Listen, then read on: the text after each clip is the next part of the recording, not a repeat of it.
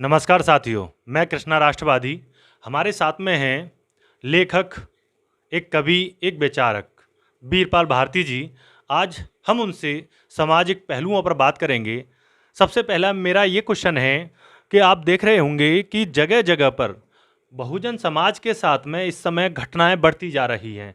चाहे मध्य प्रदेश का केस लें, जहां पर 11 वर्षीय एक बच्ची के साथ में एक ब्राह्मण जो 55 से 60 वर्ष की आयु का है, उसके द्वारा बलात्कार किया जाता है। और वहाँ पर ओबीसी महासभा के जो महेंद्र सिंह लोधी हैं, वहाँ पर उस बच्ची की न्याय के लिए पहुँचते हैं और वहाँ पर उनकी पूरी टीम पर जो 5000 के करीब लोग वहाँ पर एकत्रित होते हैं, उन पर लाठियाँ बरसा दी जाती हैं। दूसरी घटना है इंद्र कुमार मेघवाल, जो राजस्थान के जालौर जगह पर से आते हैं और वहाँ पर वो घड़े से पानी पीते हैं और घड़े से पानी पीने पर ही वहाँ के जो स्वर्ण समाज के जो हेडमास्टर हैं, उनके द्वारा उनकी पीट पीट कर उस बच्चे की निर्मम हत्या कर दी जाती है। तीसरा आप देखेंगे श्रावस्ती में एक बच्चे को, उसकी मात्र 250 रुपये फीस है और वहाँ पर एक अरुण पाठक नाम के जो स्वर्ण समाज से आते हैं, उस बच्चे को पीट पीट कर उसकी वहाँ पर भी निर्मम हत्या हो जाती है। इसके बाद में एक केस लेते हैं जो हमारे उत्तर प्रदेश में पिंकी लोधी का केस आता है। वहाँ पर भी ब्राह्मण समाज के लड़कों के द्वारा उसका बलात्कार किया जाता है।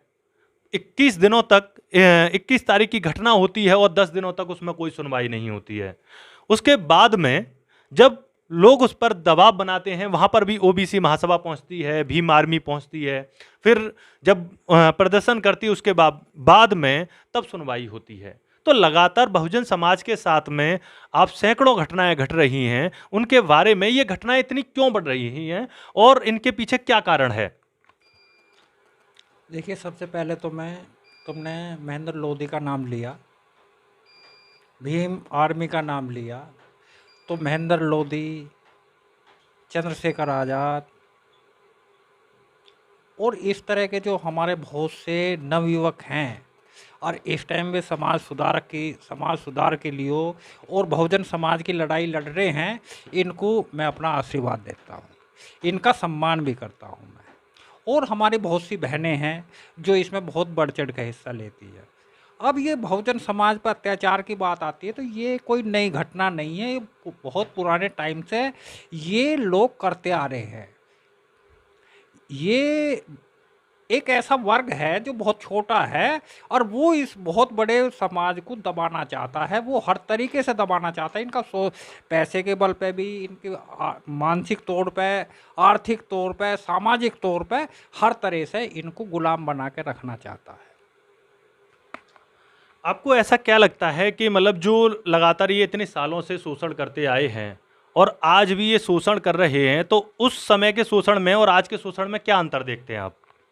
देखो, शोषण में ना जब वो था ना आज वो है। सिर्फ उस टाइम जब से अब तक हमारा थोड़ा सा समाज जाग गया है तो लोगों को थोड़ी सी समझ रहे हैं कि भाई हम बहुत बड़े वो हो गए। परंतु आज के हालात देखो, क्या वे सरकार के हालात हैं, क्या इस समाज के हालात हैं। ये फिर संविधान को ख़त्म करके, संविधान के ढांचे को ख़त्म करके फिर उस समाज को वहीं 115 साल बाद पहुंचाना चाह रहा है ये समाज। इसमें सरकार भी बहुत इनका सहयोग कर रही है। जो घटना आज से 115 साल पहले होती थी बाबा साहब के लिए, आज वही घटना राजस्थान के अंदर इंद्र मेघवाल के साथ हो रही है। तो यानी कि समाज को ये 115 साल पहले ही पहुंचाना चाह रहे हैं। ये घटना नहीं, एक संदेश है पूरे बहुजन समाज को। पूरे बहुजन समाज को ये संदेश दे रहे हैं कि तुम्हारी औकात क्या है और तुम कहाँ रहना चाहते हो, कहाँ तुम्हारी जगह है। और इसके लिए पूरे बहुजन समाज को ही इकट्ठा होकर बहुत बड़ा संघर्ष करना पड़ेगा, इनसे लड़ना पड़ेगा। और लड़ाई एक नहीं है कि समाज से लड़ाई है, लड़ाई सरकार से भी है। अभी मध्य प्रदेश से एक और घटना आ रही है। वहाँ पर भी ब्राह्मण समाज के एक व्यक्ति के द्वारा, जो लाइब्रेरियन हैं वहाँ पर, उस एक लोधी बच्ची है, उसको भी छेड़छाड़ का वहाँ पर आ रहा है, शिवपुरी की घटना है। और शिवपुरी में इस समय महेंद्र सिंह लोधी निकल चुके हैं उस बच्ची की आवाज़ उठाने के लिए। अभी एक केस जो अभी सागर, मध्य प्रदेश के सागर जिले जो बंडा में हुआ था, वहाँ पर इतना बड़ा प्रदर्शन हुआ, उसके बाद तब वहाँ पर आवाज़ सुनी जा रही है। अब दूसरी जगह पर ये तुरंत एकदम से नया केस मिल रहा है। तो ये लगातार ये क्यों, मतलब इस समाज को अपनी रिपोर्ट लिखाने के लिए भी सड़कों पर उतरना पड़ता है, या फिर थाने के सैकड़ों चक्कर काटने पड़ जाते हैं। उनकी जो रिपोर्ट है वो क्यों नहीं सुनती है जो पुलिस प्रशासन है, उसके पीछे क्या कारण नजर आता है? देखो, मध्य प्रदेश में बीजेपी की सरकार है, राजस्थान में कांग्रेस की सरकार है। बीजेपी और कांग्रेस में मैं कोई दोनों में फ़र्क नहीं मानता। ये दोनों ही सगी बहनें हैं। ये सड़कों पर रखती हैं, लड़ती हैं, और कमरे में बैठ के दोनों ही हलवा खाती है। ये सड़कों पे ही लड़ती हुई नजर आएंगी हमें, परंतु कमरे में बैठ के बड़े प्यार से हलवा खाती हैं। ये हमारे लिए, बहुजन समाज के लिए, इन दोनों का ही रवैया एक है। इनमें दोनों में कोई फर्क नहीं। काशीराम जी कहते थे कि एक सांपनाथ है, एक नागनाथ है। ये दोनों ही बहुजन समाज को डसने वाले हैं। हम कांग्रेस को इससे बरी नहीं कर पा सकते कि ये बीजेपी कर रही है। दोनों की मानसिकता है। लेकिन वर्तमान में देखा जाए, मध्य प्रदेश में शिवराज सिंह चौहान की सरकार है, जो भी ओबीसी समाज से आते हैं। राजस्थान की बात करें, गहलोत जी ओबीसी समाज के साथ समाज से ही आते हैं, परंतु ओबीसी समाज के एक बिटिया के साथ में एक जगह पे बलात्कार हो रहा है, और दूसरा एक बहुजन समाज का जो बच्चा था उसके साथ में उसकी पीट पीट कर निर्मम हत्या की जा रही है, परंतु ये लोग फिर भी खामोश हैं। ऐसा क्यों? ये सबसे बड़ी भूल क्या है, बहुजन बहुजन की है। बहुजन समाज को अपने लीडर पैदा करने हैं, डीलर पैदा नहीं। ये अशोक गहलोत और शिवराज सिंह चौहान, ये बीजेपी के, एक बीजेपी का डीलर है और एक कांग्रेस का डीलर है। ये बहुजन समाज के लीडर नहीं है। हमको अपने अंदर लीडरशिप पैदा करनी पड़ेगी। इन डीलरों के भरोसे नहीं रहना है हमें। ये एक कांग्रेस का डीलर है, एक बीजेपी का डीलर है। आपको जो ये घटनाएं लगातार इस तरीके से होती रहेंगी, और समाज में देखा जाए, एक सवाल मेरा महिलाओं से भी है, और महिलाओं की जो भागीदारी है वो काफ़ी कम दिखाई देती है। आज भी महिलाएं उसी स्थान पर खड़ी हैं जहां पर पहले 50 साल पहले थे। आज़ादी का हम अमृत महोत्सव मना रहे हैं, और आज़ादी के इस अमृत महोत्सव में भी महिलाओं की भागीदारी कम नज़र आती है। दूसरा, अमृत महोत्सव में भी ऐसी ऐसी घटनाएं देखने को मिल रही हैं। तो जो बहुजन समाज है वो किस तरीके से फिर आज़ादी का ये पर्व, जो एक अमृत वेला है, वो किस तरीके से फिर इसका जश्न मनाए? देखिए, ये बाबा साहब अम्बेडकर ने महिलाओं को भागीदारी दी थी, अपने पति की संपत्ति में भी, अपने पिता की संपत्ति में भी। उससे पहले महिलाओं की दुर्दशा बहुत बुरी थी, और इसमें महिलाओं को आज का, और जो आज की चीज़ें चल रही है, अभी पीछे मैंने सुना था कि 29 जनवरी को हिंदू धर्म का ये संविधान पेश करने जा रहे हैं, हरिद्वार में एक संसद होवेगी।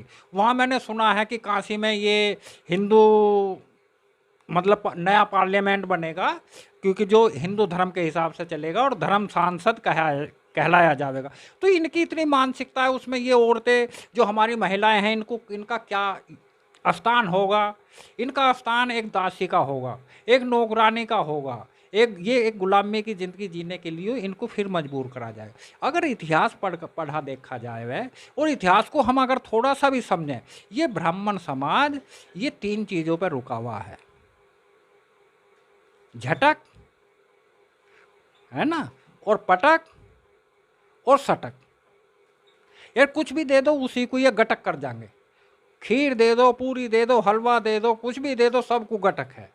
सोना चांदी पैसे दे दो, सब झटक है, सब कुछ जेब में कर। और जहाँ हमारी लड़की कोई भी सुंदर मिल गई तो उसको ये पटकते भी है। ये सबसे ज़्यादा बलात्कार आज ब्राह्मण समाज कर रहा है हमारी बच्चियों के साथ। A to Z तुम 2 साल से इतिहास उठा के देख लो, जहाँ भी अगर किसी बहुजन लड़की के साथ बलात्कार अगर किसी ने करा है तो वो ब्राह्मण निकलेगा। एक डाटा और सामने निकल के आ रहा है कि जितने भी जो देश से धन लेकर के जा रहे हैं उसमें पूरा का पूरा स्वर्ण समाज है, और बहुजन समाज से एक भी व्यक्ति नहीं है। ऐसा क्यों? देखो, ये तो बिल्कुल बात है कि जो बहुजन समाज का वो आदमी कोई भी है, खीरा चुरा लेगा तो उसको जेल होगी, और जो स्वर्ण समाज का हीरा चुरा लेगा उसको ये बाइज्जत विदेश भेज देते हैं, मतलब खीरा चुरा लेगा उसको जेल, और जो हीरा चुरा लेगा उसको जेल। उसको जेल। हाँ, तो ये तो खुली है, विजय माल्या चला गया, ललित मोदी चला गया, न जाने कितने भेज दिए इस गवर्नमेंट ने। तो यहाँ खीरा चुराने पे जेल है, हीरा चुराने पे जेल है। हीरा चुराने पे अपना कहीं भी विदेश घूमो। आज बात करें अगर हम कांग्रेस इस समय ईडी को गलत बता रहा है, अरविंद केजरीवाल जी इस समय ईडी को गलत बता रहे हैं, लेकिन जब बहुजन समाज के जब बिहार में लालू प्रसाद यादव जी के यहाँ पर ईडी का छापा पड़ा, या फिर मायावती के जो बहन हैं उनके यहाँ पर ईडी का रेड पड़ती है, तो वहाँ पर इनको सही नज़र आती है, ऐसा क्यों? देखो, ये तो अरविंद केजरीवाल को अपने गुरु अन्ना हजारे से पूछ लेना चाहिए कि ईडी सही है या गलत है, क्योंकि अन्ना हजारे के तो ये शिष्य हैं और ईडी का इन्होंने ही बहुत जोर शोर उठाया था। सबसे ज़्यादा कहने वाले लालू प्रसाद यादव को कि ईडी तो बहुत सही है, ईडी तो बहुत सही है। जब मायावती का रेड पड़ती है उसको टारगेट बनाया जाता है तो ईडी सही होती है, जब लालू प्रसाद को टारगेट बनाया जाता है तो ईडी सही होती है, और जब अरविंद केजरीवाल के घर में ईडी आती है तो ईडी गलत हो जाती है। तो ये लोग दुनिया को भ्रमित करते हैं, कुछ भी करते हैं। ये भाई क्या तो ईडी सही है तो सही है, जाओ तुम भी जेल में। क्यों सिसोदिया को बचा रहे हो, क्यों सत्येंद्र जैन को बचा रहे हो? तुम्हारी पार्टी में दूध का धुला और आरजेडी में या बसपा में है वो भ्रष्टाचारी है। तो जैसे विपक्ष इस बार अगर राष्ट्रपति चुनाव की हम बात करें, तो विपक्ष ने जो लोग हैं जो बहुजन समाज के हैं, उन्होंने बोला कि बहुजन समाज के पास में राष्ट्रपति चुनाव के लिए भी जो मनोज सिन्हा जो नाम दिए थे उससे खुश नहीं था। देखो, ऐसा है कि जो विपक्ष ने नाम दिया था, मनोज सिन्हा या यशवंत सिन्हा? यशवंत सिन्हा का। यशवंत सिन्हा तो बीजेपी का ही आदमी है, संघ का आदमी है, और उसने तो बहुजन समाज का इतना नाश करा था। अगर आज की तारीख में देखो कि जो ये हमारे सफाई कर्मचारी हैं, आज अगर ये दर दर की ठोकर खा रहे हैं तो उसमें सबसे बड़ा दोषी तो यशवंत सिन्हा ही है। अटल बिहारी की कांग्रेस में उस टाइम वित्त मंत्री था, इन्होंने तो इनको भिखारी बनाया सफाई कर्मचारियों को, उसमें यशवंत सिन्हा का सबसे बड़ा दोष है। वर्तमान में विपक्ष कहाँ नजर आता है आपको खड़ा हुआ? देखो, विपक्ष इस टाइम एक मजबूती की तरफ चल रहा है, और विपक्ष को मजबूती की तरफ चलना चाहिए, और सबको एक साथ मिलकर इस सरकार को उखाड़ फेंकना चाहिए, और पब्लिक जो है, जो देश की जनता है, वो विपक्ष के साथ खड़ी है। ये थे हमारे साथ में वीरपाल भारती जी, जो एक कवि, लेखक हैं और एक चिंतक हैं, जो विभिन्न विषयों पर अपनी राय लिखते भी हैं और रखते भी हैं। मैं आपके साथ में जुड़ा रहूँगा।